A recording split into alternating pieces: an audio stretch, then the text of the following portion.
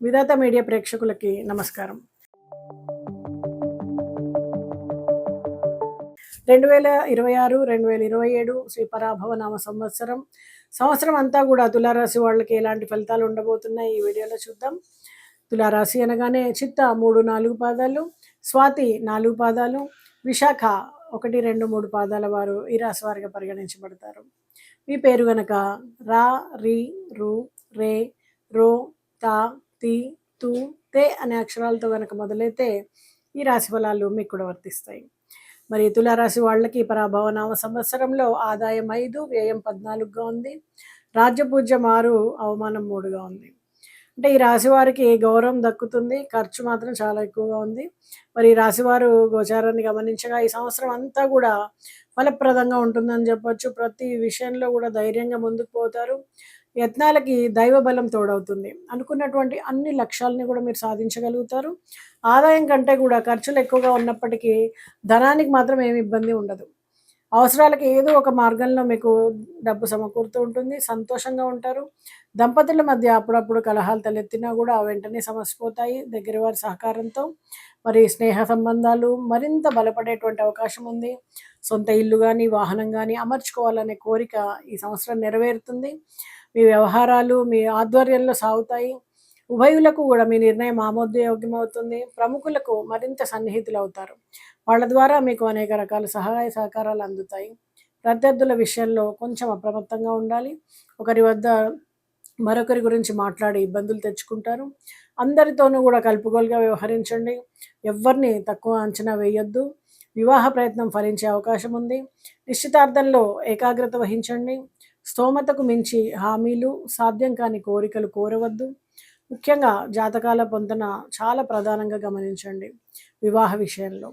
అలాగే పుణ్యక్షేత్ర సందర్శన ఎక్కువగా చేస్తారు. మరి గృహంలో శుభకార్యాలు సంతోషంగా జరుపుకుంటారు. ఆర్థిక సమస్యలు సైతం మీకు అనుకూలంగా పరిష్కరించబడతాయి. అనుకోకుండా మీకు సహకారం అందుతుంది. రుణాలు చేస్తారు. ఉద్యోగస్తులకి ఈ సంవత్సరము కలిసి వస్తుంది. మంచి పదోన్నతి లేదా మంచి గుర్తింపు పైవారి నుండి లభిస్తుంది. మీ పదోన్నతికి అధికారులు సిఫారసు చేస్తారు. నిరుద్యోగులకు ఉపాధి అవకాశాలు కలిసి వస్తాయి. ప్రైవేట్ రంగ ఉద్యోగస్తులకు ప్రోత్సాహకరమైనటువంటి అవకాశాలు లభిస్తాయి. అలాగే ఉపాధ్యాయులకు కొత్త బాధ్యతలు, కోరుకున్నటువంటి చోటికి స్థానచలనము, విద్యార్థుల్లో జ్ఞాపక శక్తి, ఏకాగ్రత చాలా బాగుంటాయి. మరి లక్ష్య సాధనకు మీరు చదువుపైన మరింత దృష్టి పెట్టండి. అనవసరమైనటువంటి విషయాలను పట్టించుకోకుండా చదువుపైన మాత్రమే దృష్టి పెడితే తప్పకుండా మంచి ఫలితాలు వస్తాయి. మరి ప్రేమ వ్యవహారాలు, ర్యాగింగ్ వంటి విషయాల్లో మీ ప్రమేయం లేకుండా చూసుకోండి. వ్యవసాయ, తోటల రంగాల వారికి ఈ సంవత్సరం ఆశాజనకంగా ఉంటుంది. అధిక పంట దిగుబడులు సాధించడంతో పాటు మద్దతు ధర కూడా పొందుతారు. మెట్ట రైతులకు కొంత మేరకు మెరుగ్గా ఉంటుంది. కూరగాయలు కానీ, పండ్లు కానీ, పూలు సాగించే రైతులకు సామాన్యంగా ఉంటుంది. వ్యాపార పరంగా చూస్తే అన్ని రకాల వ్యాపారాలకు కూడా లాభదాయకంగా ఉంటుంది. భాగస్వామికంగా నూతన వ్యాపారాలు చేపడతారు. హోల్సేల్ వ్యాపారాలు లాభసాటిగా సాగుతాయి. పెద్ద మొత్తం సరుకు నిల్వలో స్టాకిస్టులు తగు జాగ్రత్తలు తీసుకోవడం ముఖ్యం. ఆక్వా రంగ రైతులు మరింత లాభాలు గడిస్తారు. కోళ్ల ఫారం రైతులకు కొన్ని ఇబ్బందులు ఎదురైనప్పటికీ అంతు తెలియని వ్యాధితో కోళ్లు వృత్తిమాత పడేటువంటి సూచనలు ఉన్నాయి. మరి రాశివారు అప్పుడప్పుడు కూడా స్వల్ప అస్వస్థతకు గురైన సరైనటువంటి ఉపశమనం వెంటనే లభిస్తూ ఉంటుంది. అవివాహితులకు శుభయోగం. నిరుద్యోగులకు ఉద్యోగ అవకాశాలు ఉన్నాయి. అనుకున్నటువంటి రేంజ్లో మీకు జీతంతో ఉద్యోగం లభించకపోయినా ఉద్యోగం మాత్రం వస్తుంది. నిత్యం ఆప్తులతో సంభాషిస్తూ ఉంటారు. బంధుమిత్రుల రాకపోకలతో శుభకార్యాలు సందడిగా నెలకొంటాయి. మీ చొరవతో సన్నిహితుల ఇంట శుభకార్యం జరుగుతుంది. మొత్తం మీద ఈ రాశి వారికి ఈ సంవత్సరం అంతా కూడా వ్యవహార జయం ఉంటుంది, కార్యసిద్ధి ఉంటుంది, ధన లాభం ఉంటుంది, వస్త్రప్రాప్తి, అలాగే శత్రువులపైన విజయము అనేటువంటి శుభ ఫలితాలు ఉంటాయి. అయితే ప్రతి విషయంలో కూడా ఆచితూచి వ్యవహరించండి.